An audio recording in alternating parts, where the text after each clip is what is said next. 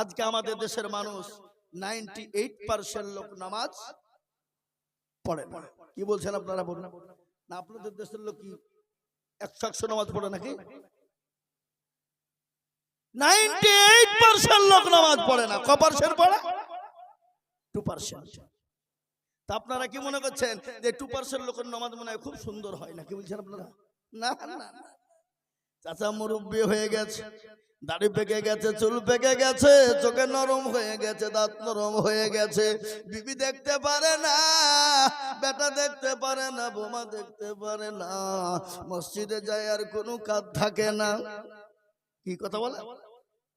কিন্তু 20 বছর ধরে চাচা নামাজ পড়ে, আত্মাকে এত জানে না, দুরূদ শরীফ জানে না, দোয়া কোনো জানে না, দোয়া মাসুরা জানে না। ইন্না তাইনা কুল, দেখা যায় তার মধ্যেও 20টা ভুল। কথা কন না কেন?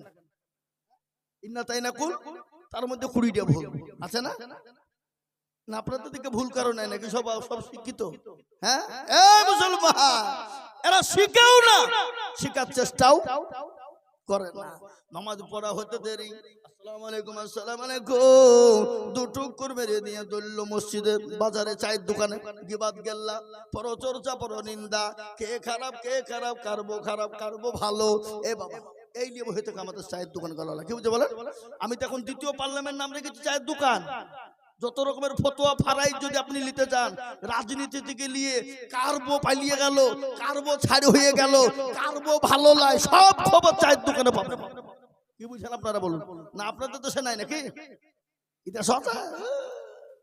আল্লাহু আকবার। আপনারা একটু বসেন বসেন, আমি আজকে মগজ ধুলাই করে দেবো, একটু বসে থাকেন, শোনেন না, একটু বসে যাবে তো মুসলমান। এই থাকবেন তো নাকি আপনারা, না পালাবেন?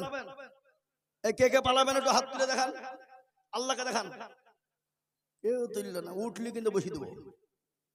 আমি তোলার সুযোগ দিয়েছিলাম, কিন্তু আপনারা কেউ উঠেননি, আমি কিন্তু উঠলি বসিয়ে দেবো। আর যুবকদেরকে তো উঠতে দিবই নি, যদি প্রসাব চাপাতে যে এখানে প্রসাব করাবো। মুরব্বীদেরকে ছেড়ে দেবো, কেন মুরব্বীদের আটকে রাখার একটু অসুবিধা হতে পারে, মুরব্বী তো নাকি বয়স শেষ হয়ে যাচ্ছে। আর যুবকরা সকালবেলায় প্রসাব করবা আর সন্ধ্যাবেলায় করবা, এটা হলো সুস্থ শরীরের লক্ষণ। আর এলো আর গেল, এলো সুগার, ডায়াবেটিস, কেন রাত্রি 12টা 1টা 2টো 3টে পর্যন্ত মার মার মার মার মার, ফ্রি ফায়ার, পাবজি, গেম, এদিকে খেলেন না নাকি? কি তো তার ডায়াবেটিস হবে না তো কার হবে? এই কথা বলেন না কেন? হ্যাঁ, এ মুসলমান, 12টা ক্ষতি হবে, আমি বলবো তোমাদেরকে, একটু বসো। 12টা ক্ষতি হবে যারা ওই ফ্রি ফায়ার আর পাবজি গেম খেলো। আর আরেকটা কথা আমি আমাদের দেশের যুবকদেরকে বলে দিই, এই মোবাইলে পাবজি কি জুয়ে খেলা খেলছে, কোটি কোটি টাকার লেগে মারা যাচ্ছে ছেলেমেলে, যুবকরা গলায় দড়ি দিয়ে মরছে, শোধ করতে পারছে না বাপ, বাপকে বলতে তো ভিখারি হয়ে যাবে, গলায় দড়ি দিয়ে মরছে ছেলেরা। কি মরছে না মরছে না ধরে বলুন। আচ্ছা, আমি শোনাচ্ছি আপনাদেরকে। তাই যেটা বলছিলাম, এরা কোরআন শিখে না এবং শিখতেও চায় না।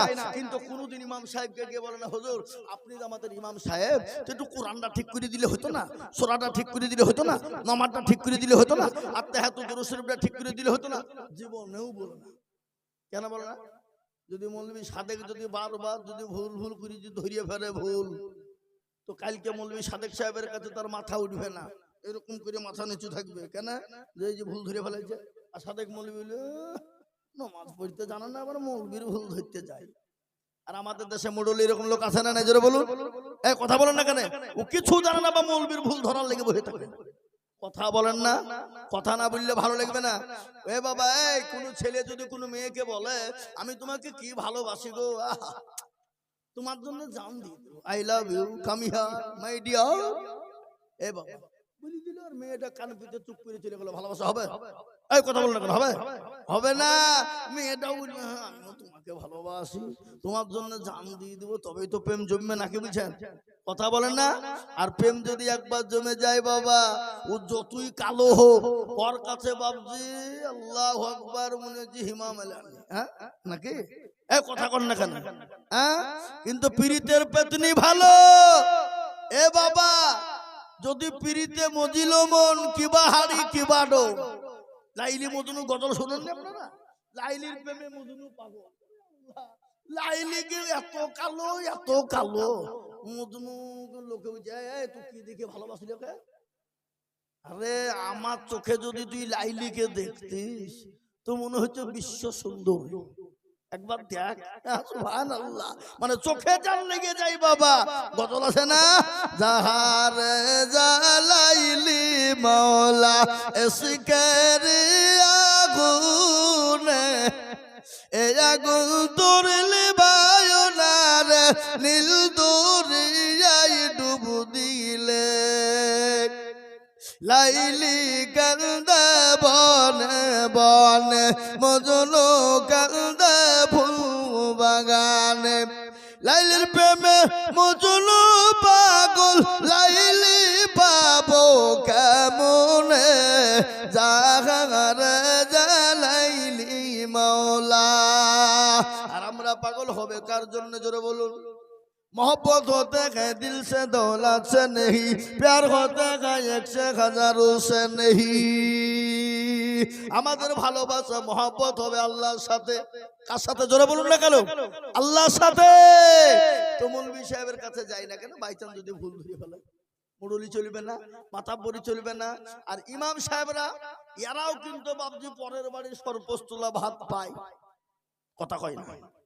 হ্যাঁ, এরাও কিন্তু কোনোদিন মুসল্লিকে বলে না চাচা আপনি তো আমার মুসল্লি, তো একটু বসেন না, নামাজটা ঠিক করে দিই, সূরাটা ঠিক করে দিই, কোরআনটা ঠিক করে দিই। মৌলবীরাও বলে না কেন? মৌলবী বলছে তোমাদের ভাগ্য ভালো, আমি ওযু করিয়ে নামাজ পড়াই। বেশি কায়দা করলে বিনা ওযুতে নামাজ চালিয়ে দিব, সালাতর নামাজ হইলি বাকি না হইলি বাকি। এ বাবা, বেতন ৫,০০০ ৪,০০০, ও মৌলবী কি ওযু করিয়ে নামাজ পড়াবে? নামাজ পড়ে দেবে আলহামদুলিল্লাহি রাব্বিল আলামিন রহমানির রহিম মালিকি ইয়াউমিদ্দিন। আল্লাহ মাস তো শেষ হয়ে গেল, আজ ২৮ তারিখ। ৪,০০০ টাকা বেতন, আল্লাহ কি করব? বইয়ের ছায়া কিনবো না ব্লাউজ কিনবো, ছেলের ওষুধ কিনবো না জামা কিনবো? গায়রিল মাগদুবি আলাইহিম ওয়ালাদ-দাল্লিন। ফেরেশতা বলছি কি নামাজ রে? আল্লাহ বলছে মুসল্লি কো পিটবো, ইমাম কো ফাটাবো। এ বাবা, নামাজ।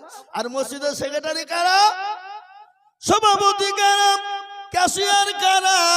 মসজিদের দরজা চিনে না যারা, সপ্তাহে একদিন মুরলি করতে যায় আর টাকা পয়সা গনে নিয়ে বাড়ির দিকে রওনা হয়।